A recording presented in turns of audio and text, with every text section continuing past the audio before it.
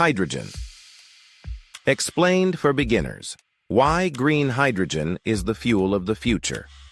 Hydrogen is often described as the fuel of the future. But what does that really mean? In this video, we're going to break it down step by step. What hydrogen is, how it's produced, and why green hydrogen in particular could change the world. If you're new to this topic, don't worry. By the end, you'll understand why governments, industries, and scientists are betting so heavily on this tiny molecule to power a cleaner future. So let's start with the basics. Hydrogen is the simplest element in the universe, made up of just one proton and one electron.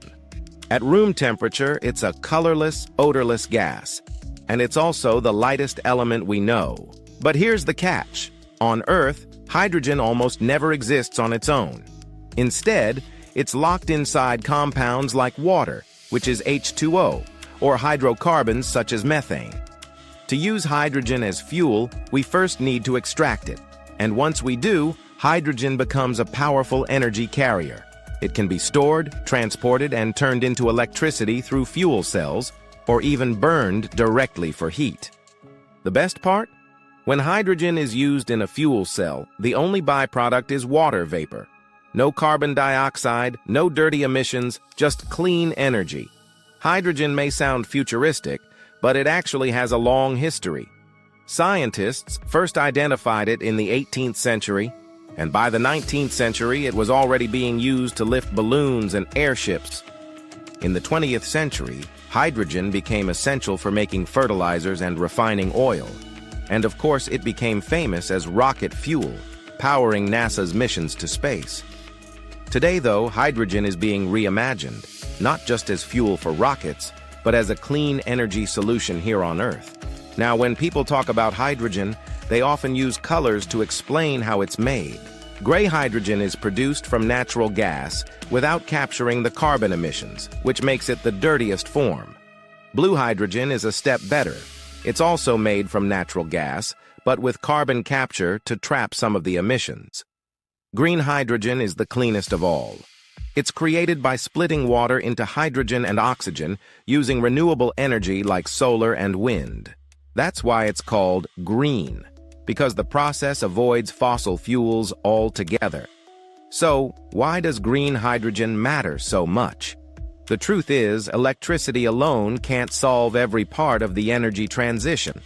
Wind and solar are fantastic for powering homes and offices, but heavy industries like steel, cement, and chemicals need high heat and specific chemical reactions that electricity alone can't provide. Long-haul trucks, cargo ships, and airplanes also struggle with batteries, because storing enough energy would make them too heavy. Green hydrogen fills this gap. It can replace coal in steelmaking, supply fertilizer production, power heavy-duty vehicles, and even store renewable electricity for weeks or months, something batteries can't do as efficiently. Think of the hydrogen ecosystem as a chain with 4 steps. First is production, making hydrogen through electrolysis or other methods. Second is storage, compressing or liquefying hydrogen so it can be held safely. Third is transport, moving hydrogen through pipelines, trucks, or even shipping it as ammonia. And finally, there's end use. Hydrogen is used in fuel cells, furnaces, power plants, or vehicles. Together, this chain connects renewable energy producers, equipment makers, financiers, regulators, and industries into one massive new global market. The International Energy Agency estimates that by 2050, hydrogen could provide 10 to 12% of the world's total energy demand. And governments are already pushing hard to make this happen. The European Union plans to install 40 gigawatts of electrolyzers by 2030. The United States is investing billions of dollars through the Inflation Reduction Act. Countries like Japan, South Korea, Saudi Arabia, and Australia are racing to position themselves as global hydrogen leaders. Huge projects like the NEOM plant in Saudi Arabia and Spain's Puertolano facility are just the beginning. But here's the reality check. Hydrogen is not a magic solution. Producing green hydrogen is still expensive, infrastructure is limited, and safety regulations need updating. Yet the opportunities are enormous. Falling costs, better technologies, and supportive policies could make hydrogen one of the biggest clean energy success stories of our time. So, if you're new to hydrogen, here's the bottom line. Hydrogen isn't just another fuel. It's a bridge. It connects renewable electricity to the hardest to decarbonize parts of our economy. It's a tool for cleaner industries, for energy security, and for tackling climate change. And that green hydrogen isn't just the fuel of the future. It's the fuel of our lifetime.